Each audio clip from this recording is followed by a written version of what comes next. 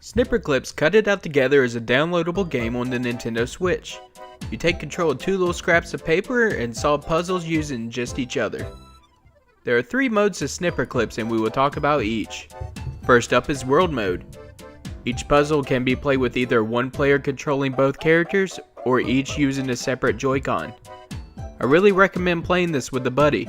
Although you can freely switch between the two in single player, it feels more natural just worrying about your own character.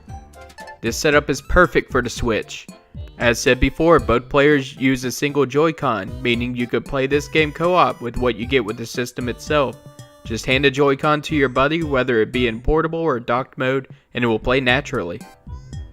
Now jumping into World Mode, you have an assortment of levels you can choose after a brief tutorial on how to play. You can play each in any order you want till you unlock a mandatory level in order to progress through the game. These type of puzzles could range from trying to match your bodies as shapes, to trying to help a hamster from point A to B. In order to do these puzzles, you have to snip your teammate to match the situation. One button cuts the other player based on the outline in between you two. You can rotate, lower, and raise to get it just right. If you make a mistake, it's an easy fix. You either press down a button to basically undo the last snip, or hold it down to start your shape over. These 2 options are great, just make sure you remember the undo one. It can really come in handy when you're trying to make a perfect shape. Snipperclips itself is very forgiving.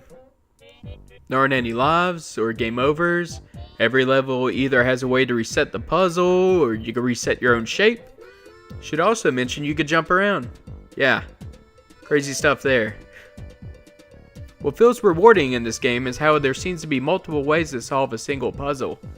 When I played with my wife, we did something specific in order to solve it. When I was showing it to a buddy, he thought of an easier way of solving the same exact puzzle. Lots of puzzles have these moments. I will not go too deep into them because solving the puzzles is the entire game after all.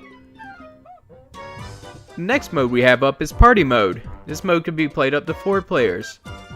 It should be noted at the time of this recording, only Joy-Con work with Snipperclips. If you have a Pro controller, it will not be compatible with this game.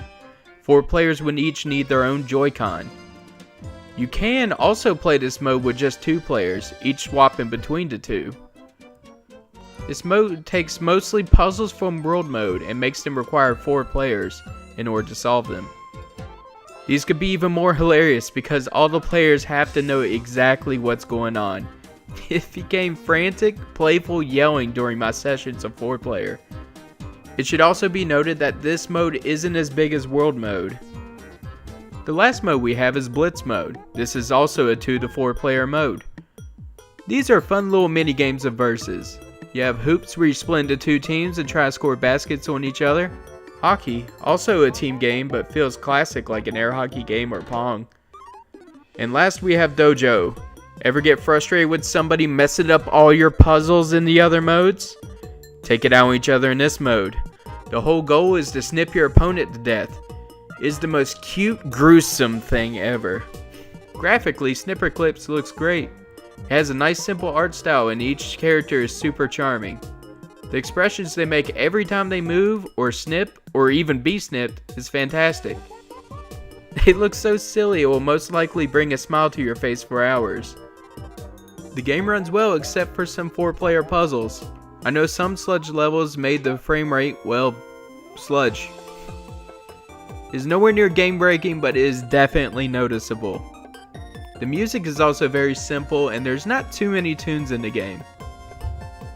To sum things up, World Mode took us around 3 hours to 100%. Party Mode and Blitz did add a couple extra hours, but this is indeed a short game.